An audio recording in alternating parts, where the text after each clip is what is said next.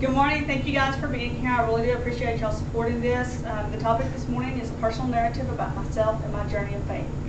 I'm going to start off with in December of 2005, I was coming home from Christmas shopping for my daughters, and on a church marquee in Longview, there was a statement that said, "Without trials and triumphs, your true characters never prevailed."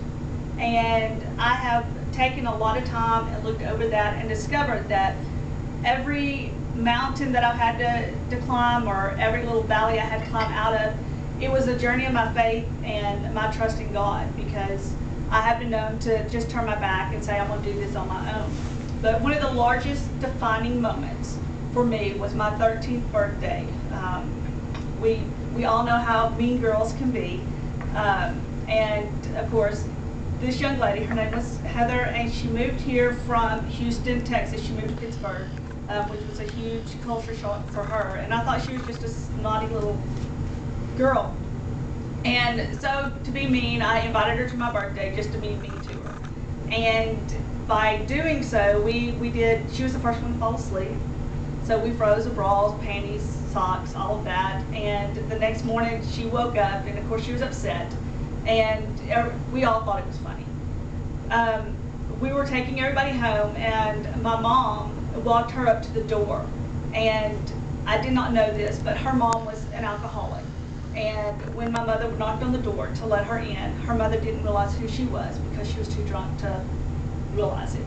And my mother came back to the car, and that particular day, I spent the day getting to know this young lady. And what I found out about her was that she was a very wonderful person. She was a great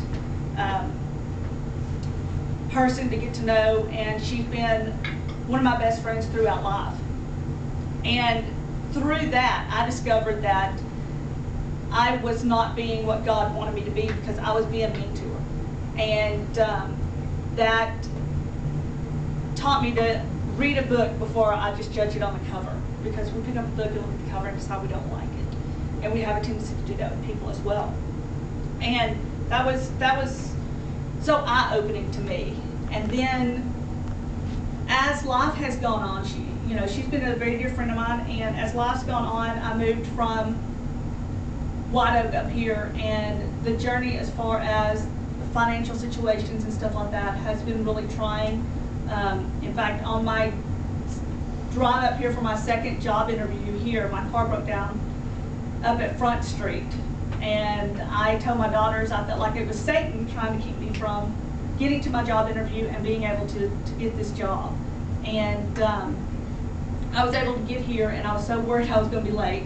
And I got here, and the whole day went on. I went through my interview and with everybody, and whenever I got finished, the whole day went on, and I didn't hear back from Lane.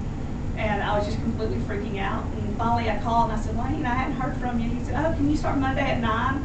I'm like, or 8? I said, "Yes." So through a journey of praying and keeping my faith in God and listening to what God has to say, I've become a very strong Christian, and I try my best to treat others as I would want to be treated. But with everything being said, one thing to keep in mind is, I know we're all going to go through trials and triumphs, but it's a test of who our true character is. Thank you guys for being here.